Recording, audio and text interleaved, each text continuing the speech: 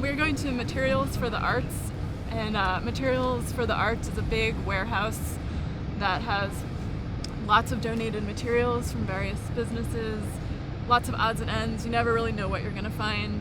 Sometimes not a lot, sometimes it's a treasure trove. So we're hoping to get some other interesting materials for the clients to use. We're looking at some tiles. We have someone building a house back there, and this would probably work really well for his floor. So we got some zippers. Clients are really interested in making like pouches, and they're interested in fashion, so they make purses. Fabric for sure. Ribbon. Ribbon. We always get too much ribbon, but it's very tempting. So. And we're getting extra thread so that they can work on it on the weekend in their rooms. They can have the thread with them.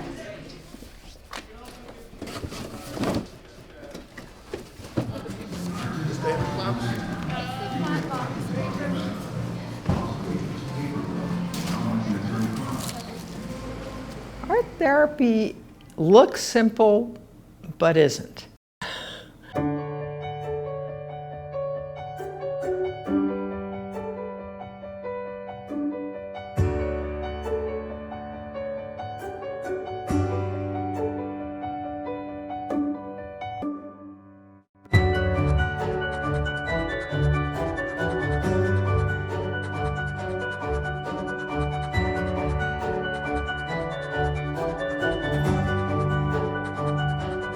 Art therapy is a mental health profession that uses the creative process of making art to help people build coping skills and gain insight and awareness so that they can live their lives more fully and authentically.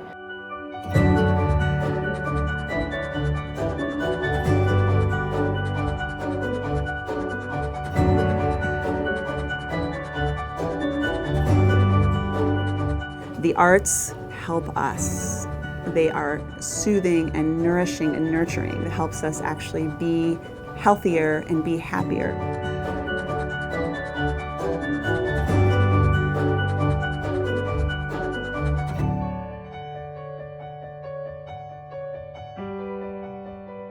It can benefit a lot of people, in particular people who maybe have felt stuck in more traditional talk therapy. I think it's easy to censor yourself when you talk, but with art, who you are comes out.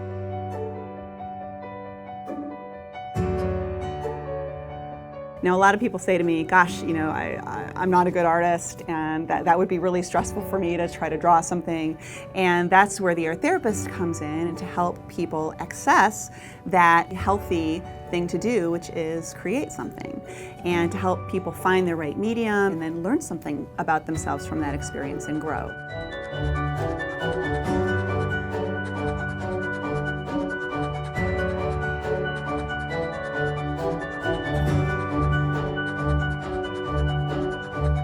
It doesn't have to be using clay, using oils, using acrylics, whatever. It can be anything.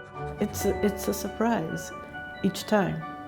The arts are so universal, they really are. They're ancient, it goes back to the caves. Every culture has had myths, stories, performances, and in many cultures it's part of life.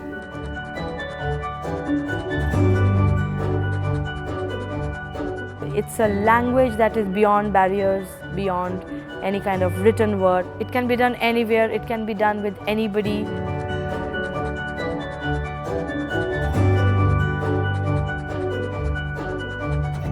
Drawing is a touching. It's a pen and crayon or a brush on the paper. If we change the color or we lift drawing material, we are observing ego. This is something like breathing. We need exhaling and inhale, watching and experiencing, and getting insight through this rhythm. And you're really helping that person to figure out who they are and who they want to become.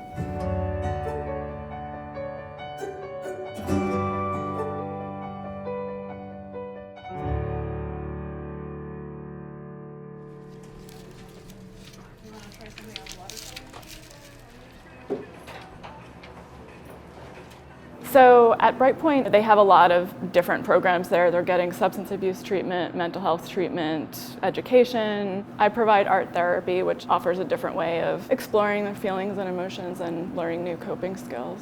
Sometimes we have people there over 2 years, so that's considered long-term, so we do get to know the clients. I run an open studio type of group. I mostly try to create an atmosphere where people feel comfortable to play and experiment. A lot of these clients haven't done art since they were kids. I try to empower them as much as possible to make their own choices and follow whatever creative impulse they have. This is a joint we're making. It's got leather on, leather covers. Do you need the wood now? Lace on the front. This was an old broken belt buckle. And the inside is aluminum foil and wallpaper. I'm wallpapering the pages right now. Put this one here. That one. You got your hands straight. I'm going to tape the back and I'm going to put glue for like mounds. I'm going to do the eyes. I'm doing this part, the eyes are going to be blue also. I'm not at the eyes. I've been there for about 7 years and still I'm always amazed at the creativity that comes through there. Yeah. Oh, should I go like this? I got to find it out. Or should I do it like that? I'll pick it up. Yeah. See? Oh my gosh, you're great. Okay, now. Go here, be like an inch or something, right? And it has to come down to. You fucking brilliant. Hey, I'm an addict. What do you want? That's what happened. Yeah, right? There's no us addicts are not fools. Ingenuity, huh? We sure do come up with some stuff, y'all. Working in substance abuse, there's a lot of relapse that happens. A lot of the clients there have been incarcerated, and it can be disheartening, especially when we work with clients who are there for a year and they're doing so great, and then 2 months later they're back. It's hard to see that because, of course, I want the best for them, and I think that's the great thing about the art therapy is I really get to see the good parts and the strengths that they have. And so it's always really tough when someone's doing such great things and then they kind of fall off, but that's the nature of addiction, and there's a very high rate of people returning, and we hope, at a certain point that they'll make it. It's a very lonely world, getting pills and for your depression, because usually you just go on taking more and more pills, because many people stay here in their heads. As soon as they start doing some movement, getting in touch with themselves, some artwork, their energy changes. And then they start doing that on their own too. We don't have to live in a drudge, we can live in beauty. What do you think? I'm there as a support and a guidance, but people have to change their own lives. I think realizing that and stepping back and letting people take more control made me realize that I don't have to solve every aspect of their life for them. You go in and like if you cut this triangle. I know exactly what you mean. So you cut it. No, you can do it. It's always most important what it means to them, so I really try to help them find meaning in it versus me saying, you drew it like this, it must mean you're depressed or something. It's not so cut and dry like that. So I try to elicit their feelings about it and ask questions to get them thinking about how it relates to what's going on for them in that moment. It's peaceful. I think it'd be best for me. It's very peaceful and calming compared to best for my usual disease. Yeah. I mean, not to be nosy. Bring you to a place of calm. Okay, why? This one's also different. You've got like 2 life forms in it. Your other stuff It's not a dead nothing. thing. Just trying to stay here to get stagnated. It's safe to keep boundaries for both the therapist and the client. Like it would not be appropriate for me to be their friend, especially this population where they've had so many boundaries violated, and a lot of them have really significant trauma histories. What do you call this one? Let's call it baggage. Certainly I care about them and I wonder what happens to them after they leave, but having that container where the therapist is not spilling over with their own problems, it's important to keep that clear defining line for both parties, and that's how the work gets done. Do you know how to fix it? Oh, that one ain't bad. Why? That's pretty good because It kind of went Is in. that dry? But the only thing is No, it now was is see how overly much wet. it absorbed?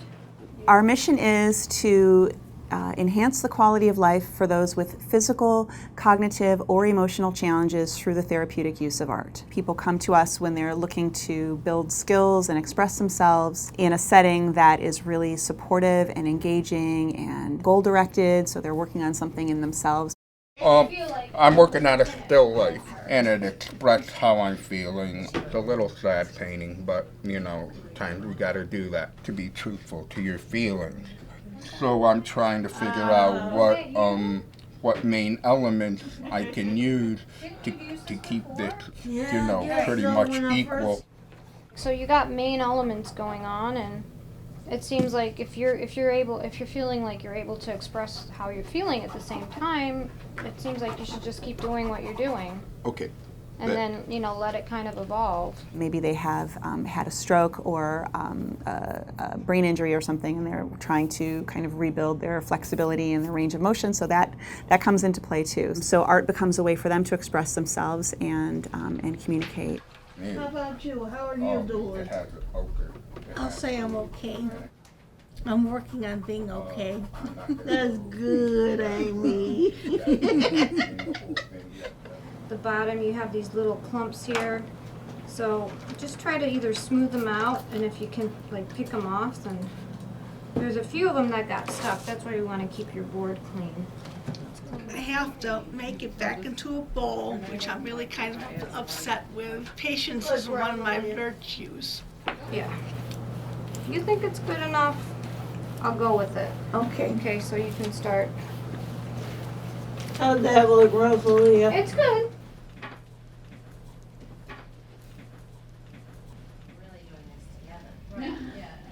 For many women who come to the Art Therapy Open Studio, cancer is traumatic and they're dealing with this, and the art therapy can be a way to help them cope with the symptoms that they're experiencing. Perhaps their self-identity may feel in question, and they're using art therapy as a way to reconnect with that person who they feel may have changed since the cancer diagnosis. I love doing collage and a lot. I started doing it when I was in college, so I really love it. So that was I went right for the paper when I came in here. It's more tactile. I can touch it and feel it and build it, and that's what I felt like I was doing every day coming here. I was just building towards my healing, and then this was a very big part of that process, and it gets it out of me, so it makes me feel better. It definitely does. Printed version, right? This is, I mean, this is one of my favorites because it really shows what I can do with art therapy that I can't do with words. There really aren't enough words. If you want to say it's scary, I mean, that doesn't even begin to cover it. So what can you say? I'm really scared or I'm terrified? It doesn't even come close. But in this, I was able to show myself jumping off a mountain and knowing I'm going into the abyss of life and there's no net. I don't know what's going to happen. So that's a lot better than just saying I'm scared. It's like having a good cry or talking about it with a friend to me. You know, it's just spending time with whatever the feeling is and being able to move past it. And they leave the room transformed, lighter and brighter, and a totally different mood. It's an amazing thing to witness.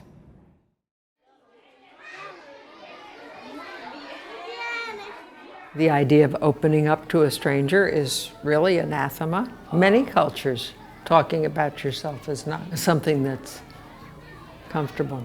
I think it's important to help people around the world to develop art therapy in the best possible way. But it has to be presented in a way that's comfortable for the people in that culture, and that is the challenge. había una cantidad de niños que ambulaban en la calle y no iban a la escuela. Y eso me preocupaba bastante, como soy del área de educación. Entonces ahí fue que comencé, en ese donde ustedes vieron ayer, en la casita pequeña, y comencé a dar los primeros pasos en una salita de tarea. Vamos a presentarles lo que vamos a hacer hoy. Vamos a ser superhéroes. ¿Alguien sabe lo que es un superhéroe? Ok, muchos sabemos lo que es un superhéroe.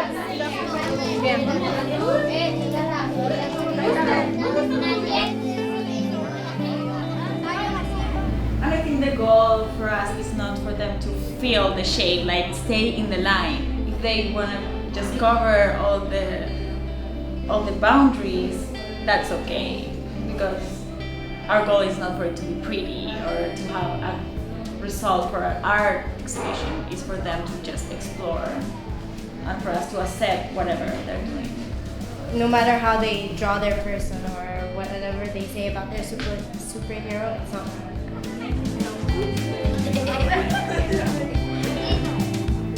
I think we're also not just doing art, we're also exploring themes like the self and giving the opportunity of talking about these things through art. Not going too deep into it, but deep enough that can be therapeutic and can provide self-exploration.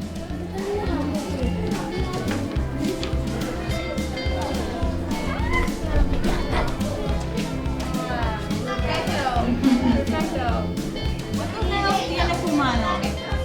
5, a ver.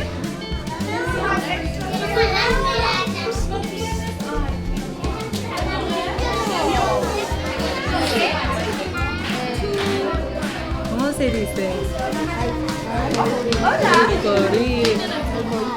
Y la infraestructura.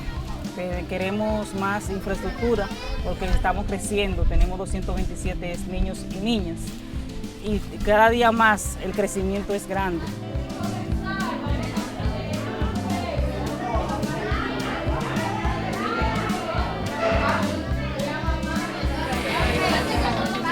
I'm in timeout right now. I had to put myself in timeout for just a personal bubble timeout. There's a lot of people. Just gotta process for a minute. Lock it up.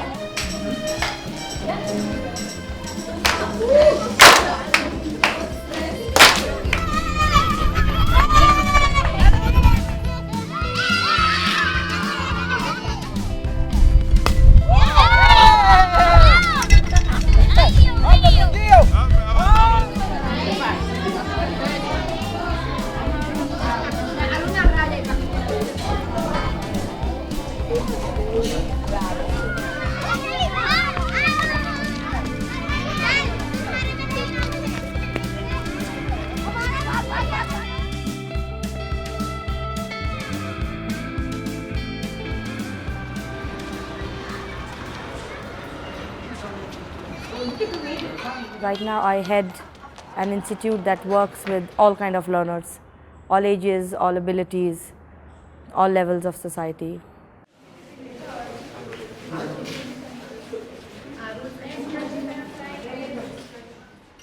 I've been helping schools out to try and integrate a lot of creative art into their curriculum and try to teach cognitive subjects through art.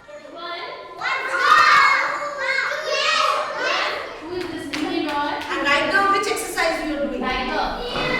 Okay? Or tiger is okay. Please clap for Joshua. Okay, what about you? Welcome to Goa Carnival. Let's sing and dance together. Art is such a huge part of our culture. I've grown up with art, whether it's making the mandalas and doing the rangolis on the floor. It's something that we learn to do naturally. And I feel using art we can learn naturally.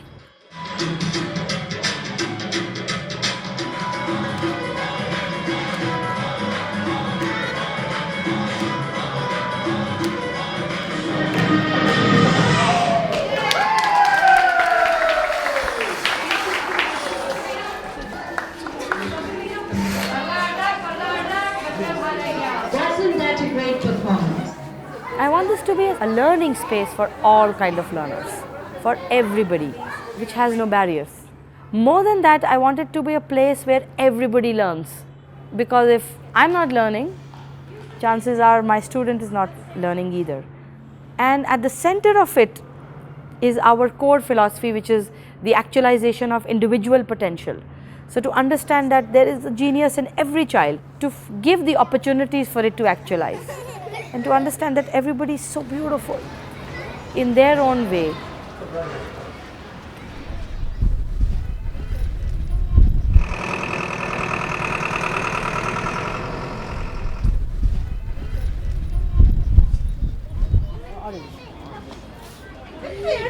They're very well behaved today. Yeah, and I think it takes a lot of motivation to be able to come and study in such circumstances. But they all have aspirations. They all look around the very affluent, so-called affluent society, and they all aspire to achieve, and I feel why not? Education is that one way in which we can help them actualize their own potential. And they are bright, sparkling kids.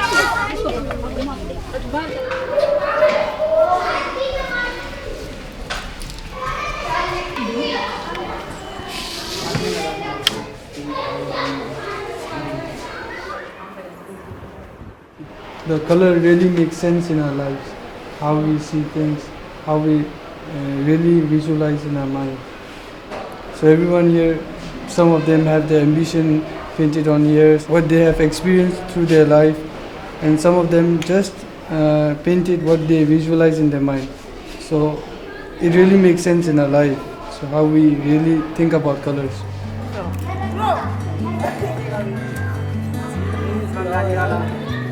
On one hand, we are really traditional. On the other hand, we are ready to learn. We need some real experts who are trained in the field of art therapy to ideally be here and run the program, to be able to teach people here because there's nothing in this country. We do not have a recognized course of expressive art therapies. And believe me, I've looked. That is really the need. It has to begin from there. And then maybe more and more people will take it up. When you think of safety or a safe space, what is that for you? And it's different for everyone. So for someone it may be a beach, it may be water, it may be a mountain, it may be a tree, it may be a person.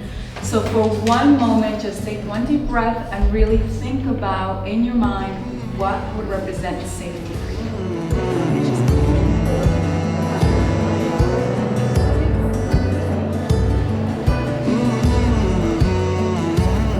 How are you doing? Are you comfortable? Yeah. Okay. Yeah, this is part of the process where you just sit and observe and just pay attention to where they start, where they're at in the middle, how they're working. Okay?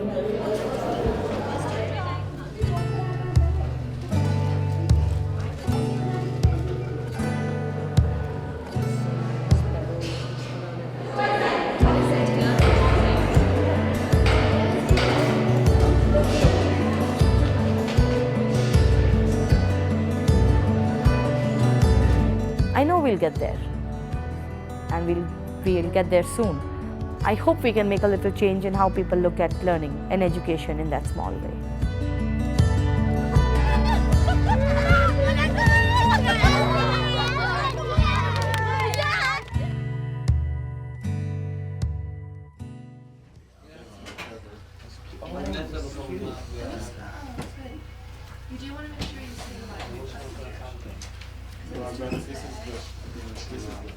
It's very hard to accept the whole view of art therapy. It's easy to learn art therapy superficially as a technique. The confusion has always been that if you're doing art with people who are in some kind of painful or difficult situation, it's called art therapy. But it's really not. It's therapeutic, but it's not therapy in the sense of something thoughtful, informed, and intended to change people internally in ways that will be lasting. Okay, Natalie, you have 3 choices. Red, green, or orange. Green. It's a good choice. Okay. I'll move these. Apparently you're not interested. So where's it going? Go on here. Yeah. By the syrup. Okay, we're gonna flip it over and pour it in. And then it went all through. Like a flooded. 5. Okay, Mariana's now going to mix it. Stop. I'm going to count. Oh, you did stop. Thank you so much, Natalie. Great listening. R. Okay, Mariana, mix it around a bit. Bar. In a clinical setting, the biggest barrier is oftentimes people just see you as the person there to have fun, and that has consequences where people will interrupt what you're doing with a snide comment about something that looks like something my grandchild does, and things like that that you don't realize can be very, very harmful when an adult is sitting there working on something. You know, you really don't want to liken it to something that a kindergartner has done, because we already have our own insecurities about the artwork that we do. Did Stamping with the brush. Good job. You laughing? Make all kinds of designs. You have a great color back here. Let's see that great color. Want to try it? Mariana, you want to try some purple? Mariana? And there's a lot of misconceptions about what art therapists do, like a lot of, oh, you're analyzing everything I draw, and it's not like the art therapist is sitting there all the time interpreting every single mark on the page. You know, we're trained to look at artwork and help the client see what's in it, but we're not a crystal ball. I can't analyze someone's life and future by looking at what they create. I think getting people to be just more realistic and understand what the art therapist role actually is something that constantly need to educate people about.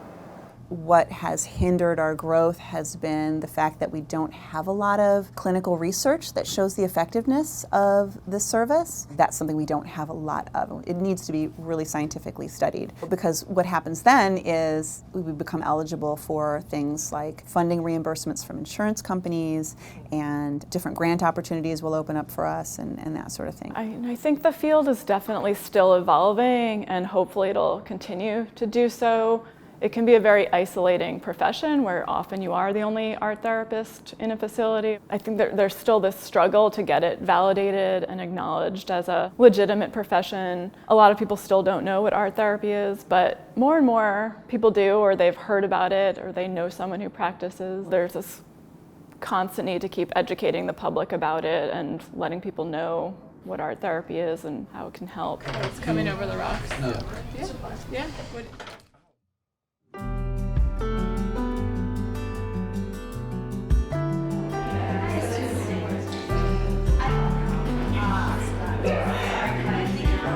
You can feel free to use any of the materials on your table and to really celebrate art as therapy as you wish. We used to split administrative jobs under the directorship of Lori Wilson.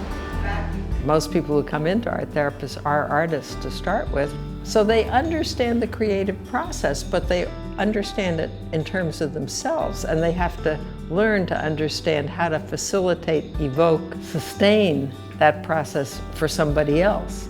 That takes time. It doesn't just happen like that, and that's why it takes 2 whole years of full-time study to learn to be an art therapist.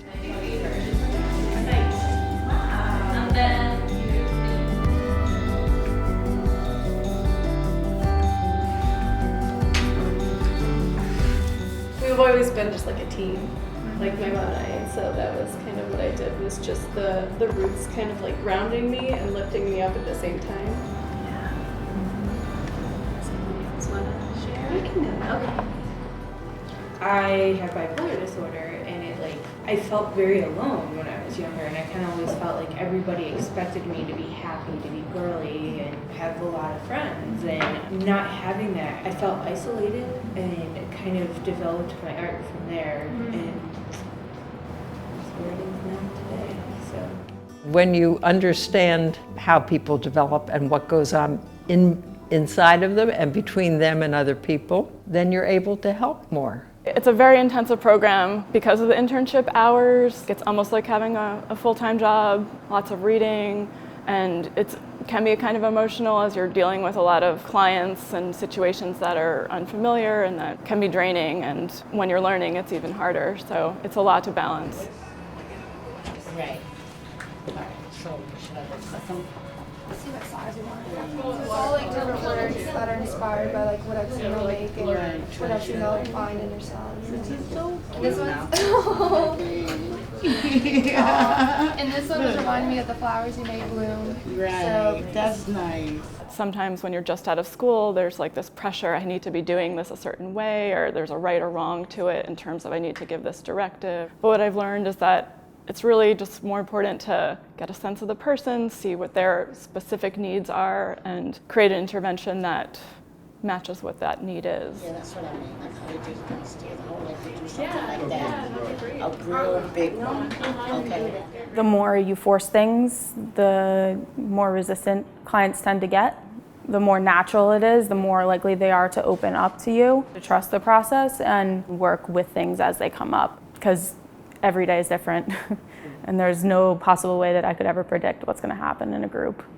Having a wide range of art skills is really important as an art therapist. You can't just do drawing, because most people are afraid of drawing. Working with a variety of materials is really, really important. You're going to be working with a lot of different kinds of people in your career, and each individual has a whole different life story, and you're going to need to pick the media and design the project around that person and their need and their personality that is part of their whole worldview. And that's the groundwork for being a good art therapist. Another thing that's really important that is often overlooked is to be able to communicate what you're doing to others on the treatment team. You need to be able to communicate what you're doing in a way that is in plain language, that can be understood, that you're doing something that's goal-directed, that is helping for this, that, or the other reason. I think I am probably learning just as much as my clients are learning. It's a parallel process, and we were told that in grad school too, but you don't realize it until you're actually in the field and working with kids every single day.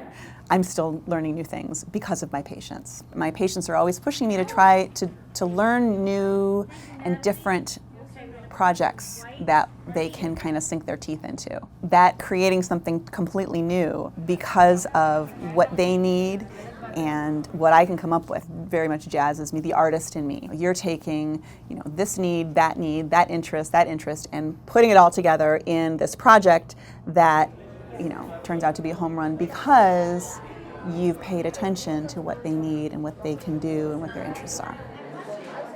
I hope my interns can get exposed to a population that maybe they've been unfamiliar with. I hope it excites them about the field of art therapy and helping them structure a group, be comfortable leading a group, planning for a group. Often they do have new ideas and they're wanting to try things, and it's great when interns come in with an idea of I'd like to do a group like this, and we can try it out and see how it goes, and kind of exposing them to all the other things that go along with being an art therapist. There's ordering materials, writing notes, all the stuff that's like not quite as fun, but part of the job. Some abstract, some like landscapes. People are always asking for stuff to cover their boards and their rooms. I think some people would probably like these.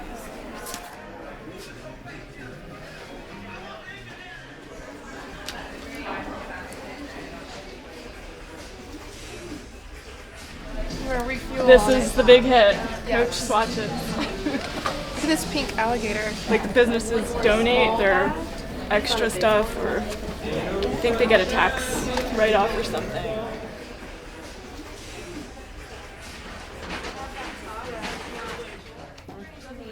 Well, I'm gonna make a journal, right? And I'm gonna use these materials as my cover, and I'm about to try to glue it onto the paper so I can start making my book.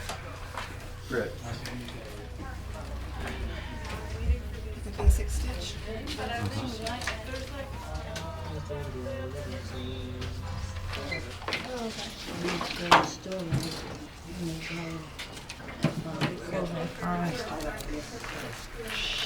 You did this one? Inspired. Yeah. Give me an idea how I'm going to put all the hair on top of the head. No, that's not. These are Coach materials. Look, Coach materials. See, that's Coach. Coach material. Yeah, my book is going to be a Coach book. Well, this is Coach material. I'm becoming my book. Damn, I should have made my doll out of that. A Coach doll. Oh, I can make his clothes out of Coach, right? Yeah. That's hot. That's official. Rose, do you see the materials? Did you see my studded Coach book? Yeah, absolutely. Dana, can you show me how to make thongs? Can you show me how to make thongs? Okay. Yeah, okay.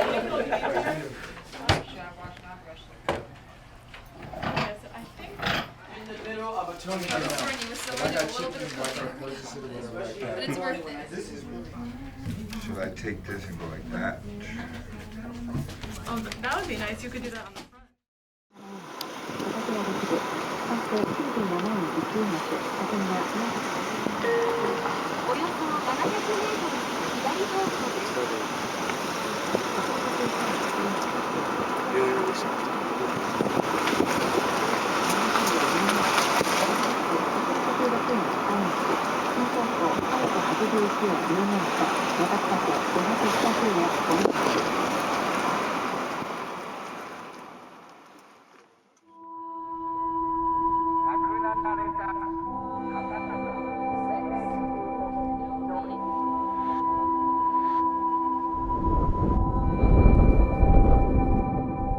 This building here, the foundations completely failed and they tipped over, as you can see. That's the fire escape going sideways.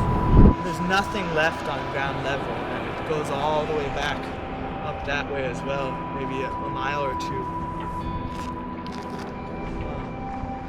Everyone here that survived had to be relocated to temporary housing. On the day of earthquake, I was making for Kobe on the bridge train, and suddenly the train stopped. I don't understand what happened. It suddenly stopped. I was a couple of hours in the train, and I got announced we had a big earthquake. The train will stop here.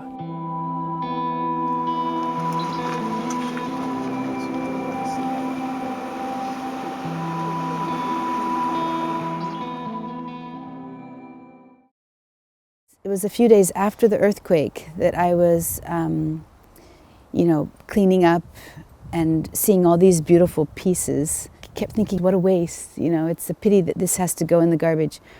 And so I just pieced together a heart from a pink coffee cup, and I framed it with a white teacup. And I felt so relieved doing that. Until that time, I sort of, I guess, had a tightness or a worriedness in me about what was going on with Fukushima and just in general in Japan. And I just realized this is it, this is the only thing that can be done with these dishes, is they've got to go into mosaic. And I imagined people in Tohoku might get that same sense of relief if they could somehow not just throw away their precious dishes, but make them into a piece of art.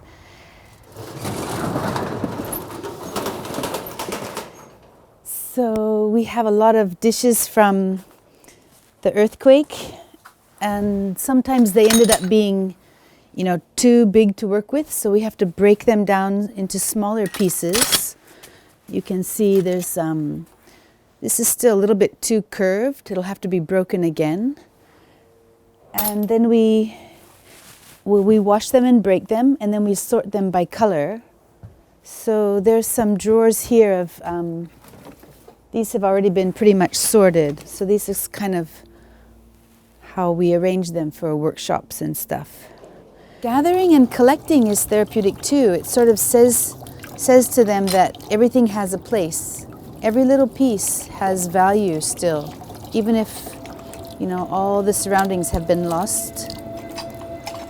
Every little piece might be important for our future work. You know what I mean? It's the metaphor of everything is important. Every month, local volunteers come here and we make very small mosaics on a CD with the hope of someday bringing these somewhere in Tohoku and install them, for example, around the sinks of a school or hospital or park, maybe in the sidewalk or maybe in a wall.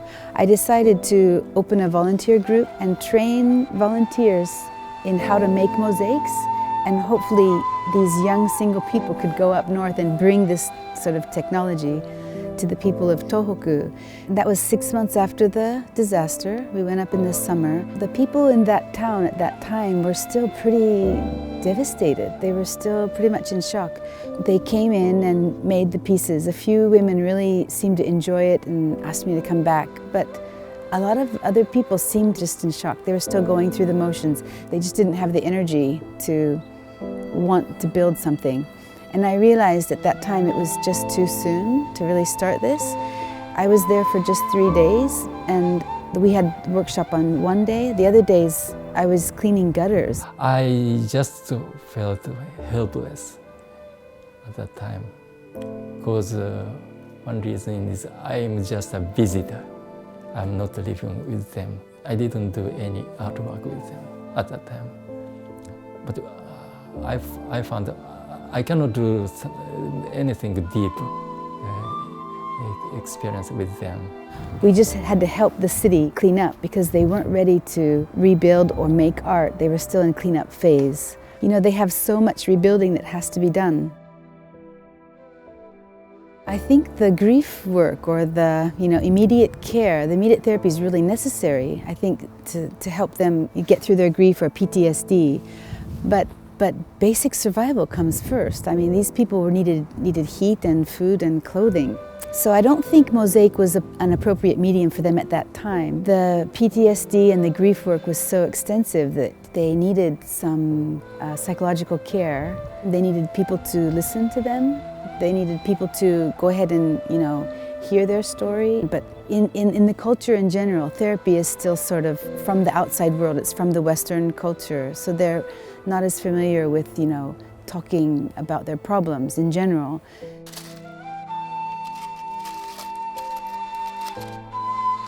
Now is much better timing, depending on the city. Different cities are in different stages of recovery, but definitely, they're most definitely ready in some areas to start this kind of creative restoration. My fantasy of this whole project was for the community to come together and sort of, if there's a little piece of something that they find, they know that there's still a place for it. I wanted to show every person that there's still a place in the community of things. Things just get rearranged and re-put together. So I thought it would be more of a community restoration project. But I think the reality is it's going to be little spots within a city or a region where there is one simple, mosaic installation.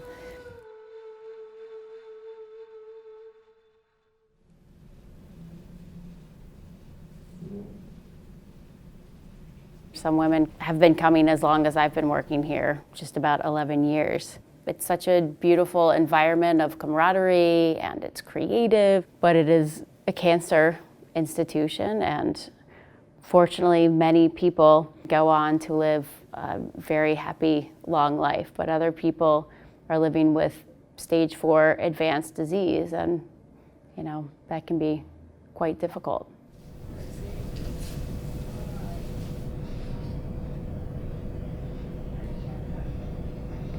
Today I feel more broken than like this one.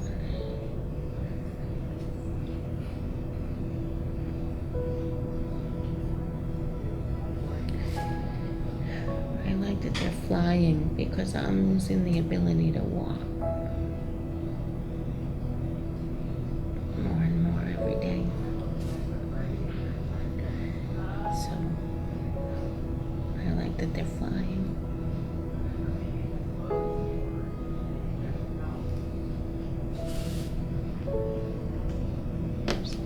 Birds can be such a strong symbol of freedom and transformation. It's more than having patients come into a room and learn how to paint or learn how to draw. And there's the art therapist who acts as a witness, and there becomes a dialogue between the patient and therapist and the art piece and the experience that was happening when she was creating that artwork. Like starting out whole and then feeling like I'm in pieces.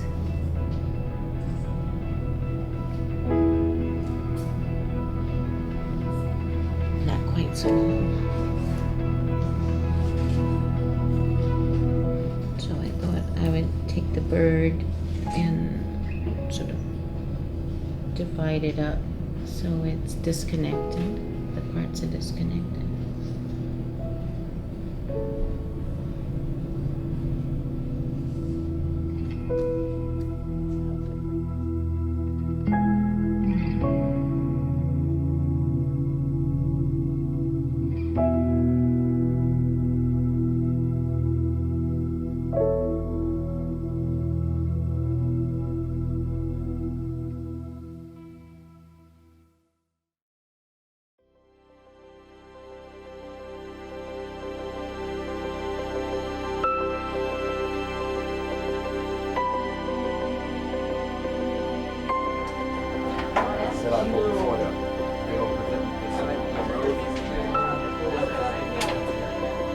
I've had people come back after several years, and I remember people by their artwork, and I'm able to dig something out of the drawer and be like, do you remember this?